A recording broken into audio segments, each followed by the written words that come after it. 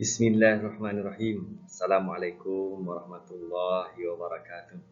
Apa khabar anak-anak ustaz yang ustaz kasih sekalian? InsyaAllah pada hari ini kita akan mendengar sedikit tajuk yang sangat istimewa untuk kita pelajari, insyaAllah.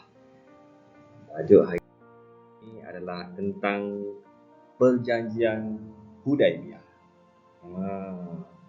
Tajuk yang sangat menarik yang kita boleh belajar pada hari ini dengan Perjanjian Hudaibiyah.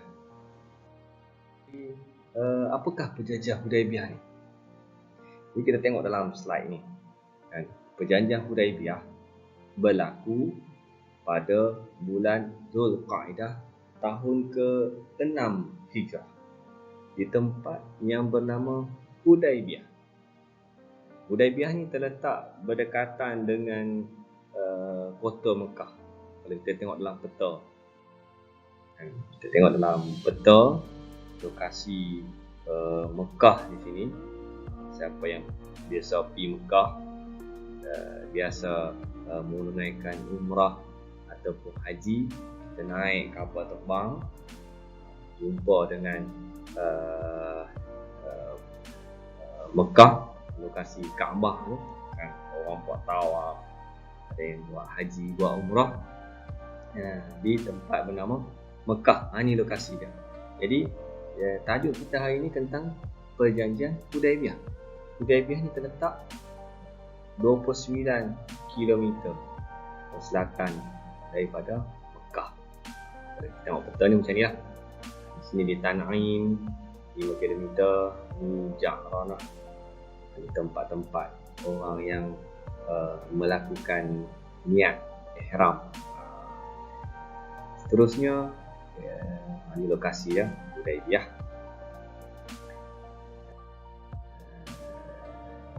Perjanjian Hudaibiyah ni ditandatangani antara pertama Rasulullah sallallahu alaihi wasallam dengan musyrikin Mekah. Satu perjanjian yang dibuat oleh Rasulullah sallallahu alaihi wasallam dengan musyrikin Mekah. Kenapa berlakunya perjanjian Hudaibiyah ni? Ini satu cerita. Bagaimana dalam perjanjian Hudaibiyah, Rasulullah sallallahu alaihi wasallam sebenarnya baginda bermimpi. Mimpi apa? Mimpi berkunjung ke Masjidil Haram bersama-sama dengan beberapa orang sahabat Nabi Muhammad sallallahu alaihi wasallam. Jadi bagi diri Rasulullah sallallahu alaihi wasallam, istimewanya baginda apabila baginda Nabi sallallahu alaihi wasallam bermimpi, ianya merupakan satu wahyu perintah daripada Allah Subhanahu Wa Taala. Jadi Allah Subhanahu Wa Taala memerintahkan Nabi sallallahu alaihi wasallam untuk berkunjung ke Masjidil Haram, iaitu di Mekah. Nabi SAW kan berada di Madinah kan. Jadi Nabi SAW diarahkan oleh Allah SWT melalui mimpi baginda untuk pergi ke Masjidil Haram.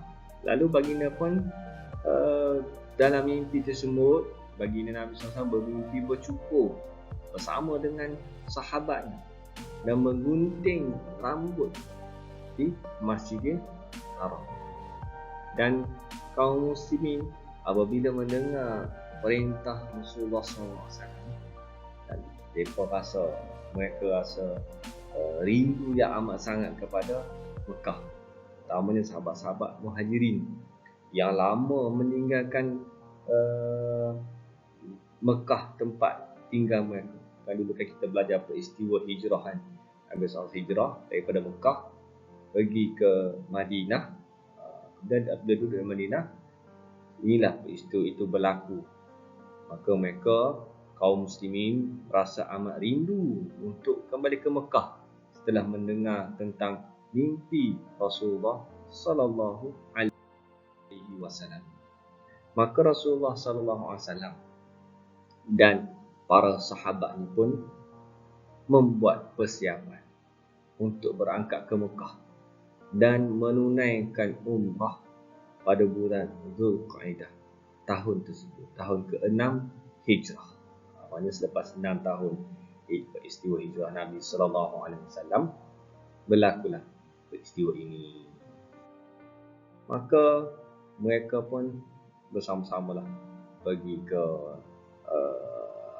menuju ke Mekah, dan apabila peristiwa tersebut, hasrat tersebut diketahui oleh musyrikin Quraisy pun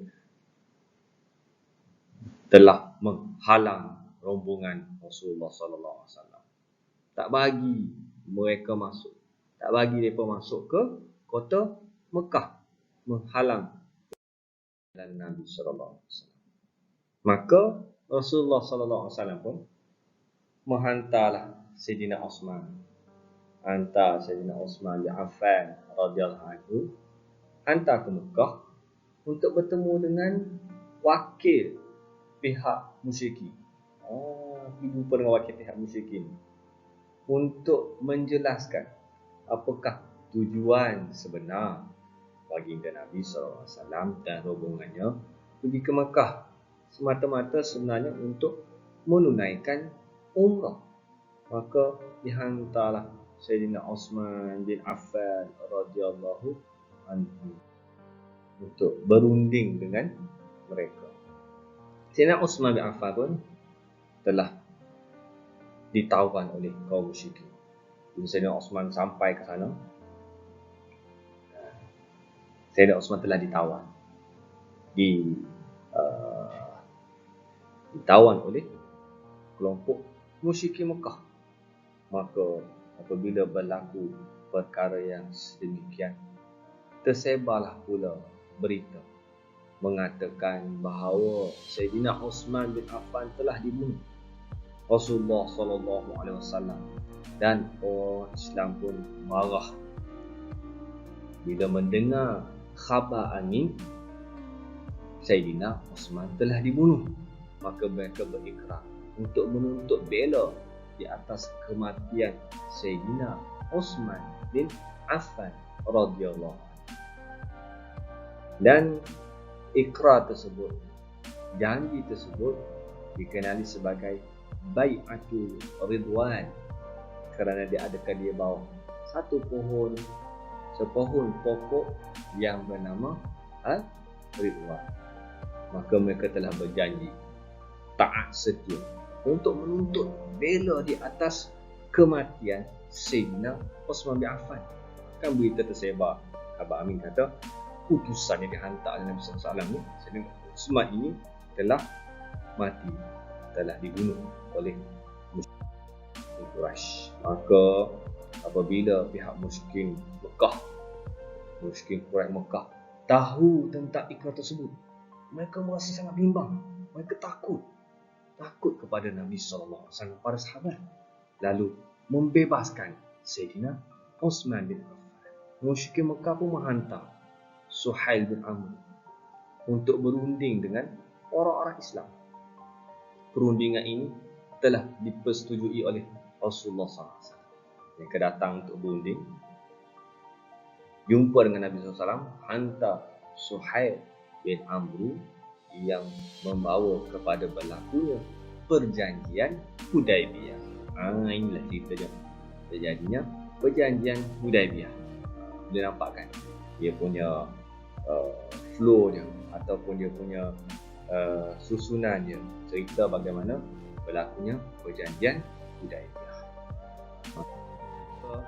Apabila perkara tersebut berlaku, maka berlakulah perjanjian Hudaibiyah akhir.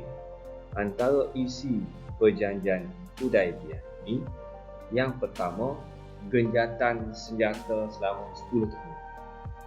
Genjatan senjata ni maksudnya apa? Genjatan senjata ni maksudnya mereka tidak berperang. Kalau selama ni kan kita dengar kan, perang Badar, perang Uhud, perang Khandaq, perang yang berlaku antara Madinah dengan Mekah, dengan antara muslimin dengan musyrikin, antara Islam dengan orang kafir. Dan dalam perjanjian tersebut mereka telah bersetuju untuk genjatan senjata tidak berperang selama 10 tahun. Dan isi perjanjian kedua, orang Islam tidak dibenarkan masuk ke kota Mekah untuk menunaikan umrah pada tahun itu. Kan dia pun nak pergi buat umrah kan, tak boleh, tahun tu tak boleh, kena patah balik. Dan yang ketiga, kedua-dua belah pihak bebas untuk mengadakan perjanjian dengan mana-mana pihak yang lain. Yang keempat, orang Quraisy dari Mekah yang lari ke Madinah tanpa kebenaran walinya hendaklah dipulangkan kepada keluarganya di Mekah walaupun dia telah masuk Islam. Jadi kalau di Mekah ni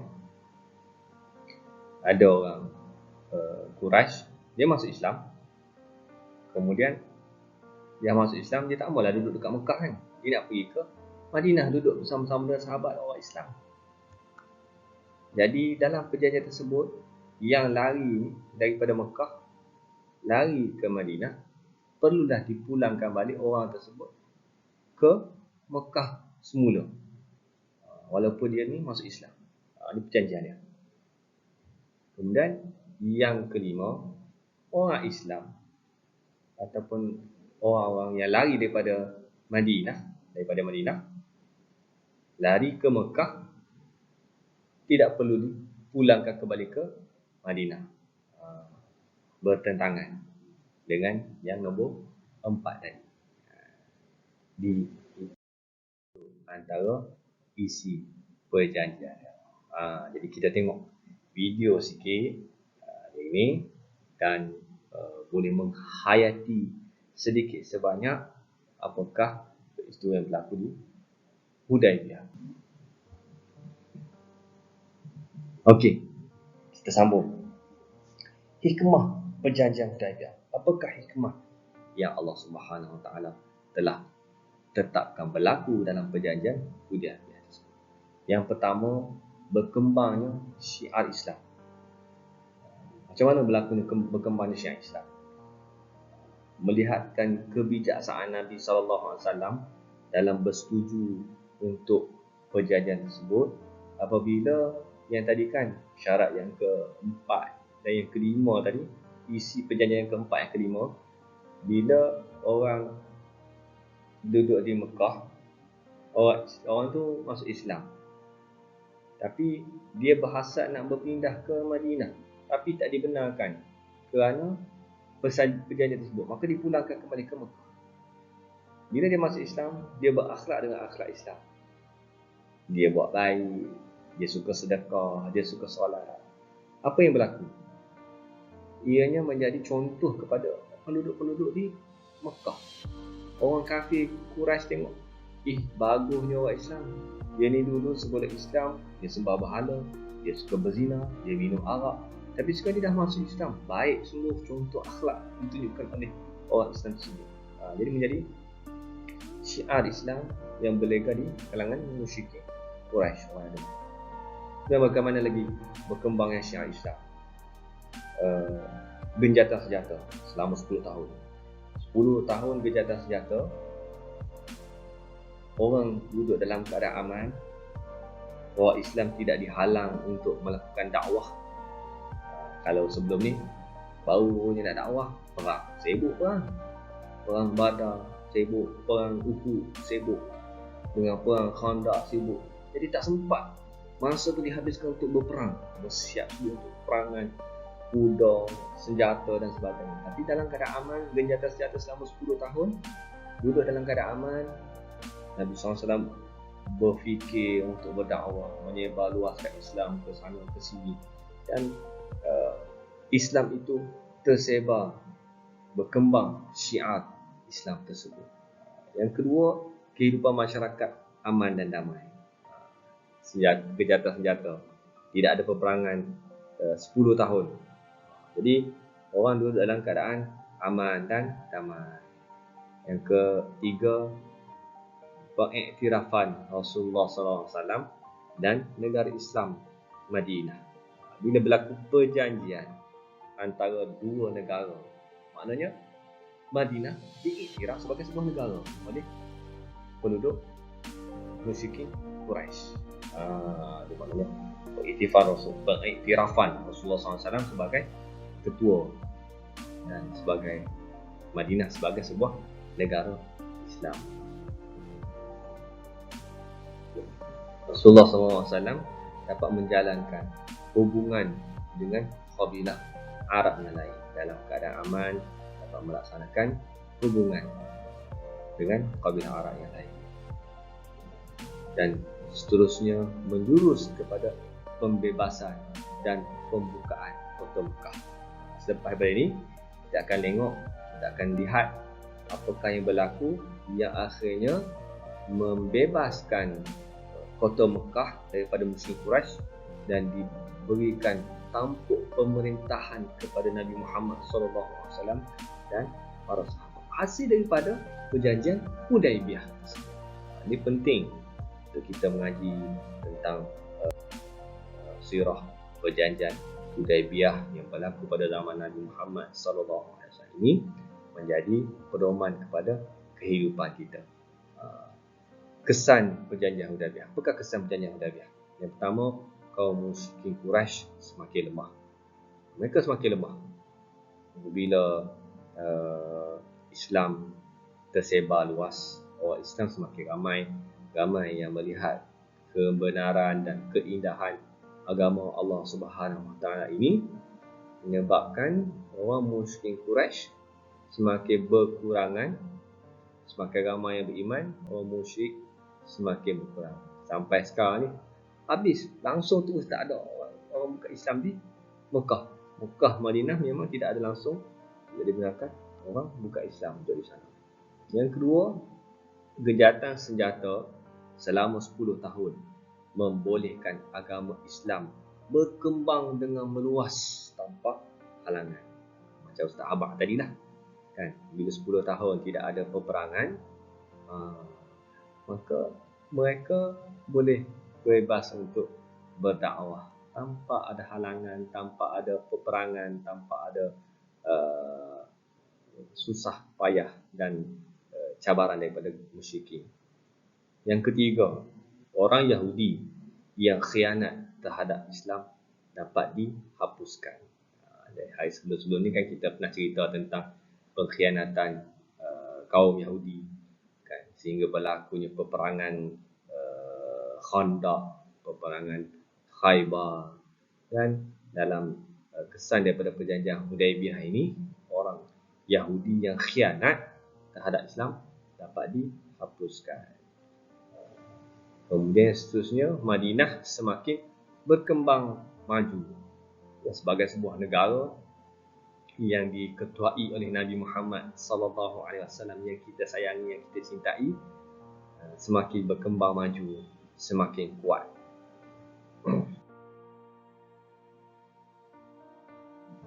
Dan penghayatan yang kita boleh ambil daripada peristiwa ini, yang pertama, seorang ketua mestilah bijak dalam membuat perancangan dan keputusan. Nabi SAW sebagai seorang ketua bijak dalam membuat keputusan, membuat perancangan. Hebatnya Nabi SAW. Kita boleh selepas ini Ustaz minta anak-anak murid Ustaz, anak-anak Ustaz, pergi cari cerita ni, baca dengan lebih lanjut lagi bagaimanakah kehebatan Nabi SAW dalam membuat keputusan dalam perjanjian ini, walaupun ada sahabat yang tidak setuju, ada sahabat yang sedikit menyatakan ketidakpuasan hati, ketidakpersetujuan dengan keputusan Nabi Muhammad SAW. Yang kedua, kita hendaklah memberikan kerjasama yang baik kepada ketua dalam melaksanakan sesuatu aktiviti yang bermanfaat. Walaupun ramai sahabat, ada beberapa sahabat yang tidak setuju dengan perjanjian Hudaibiyah yang ditandatangani oleh Nabi SAW dengan musyrik Quraisy ini, tetapi mereka tetap akur. Mereka tidak membantah kemudiannya selepas berlaku perjanjian tersebut. Sami'na wa ata'na. Mereka dengar dan taat kepada Nabi Muhammad SAW. Kemudian yang tiga, bersungguh-sungguhlah dalam melakukan sesuatu pekerjaan. lihat bagaimana kesuluhan Nabi SAW dan menyebarkan agama Allah SWT, dan para sahabat radhiyallahu anhum bersungguh-sungguh untuk mempertahankan agama Allah SWT, melakukan sesuatu pekerjaan. InsyaAllah, mudah-mudahan dan Ustaz dapat mempelajari sesuatu daripada video ini dan dapat menghayati dalam kehidupan kita, insyaAllah. Wabillahi taufiq wal hidayah. Assalamualaikum warahmatullahi taala wabarakatuh.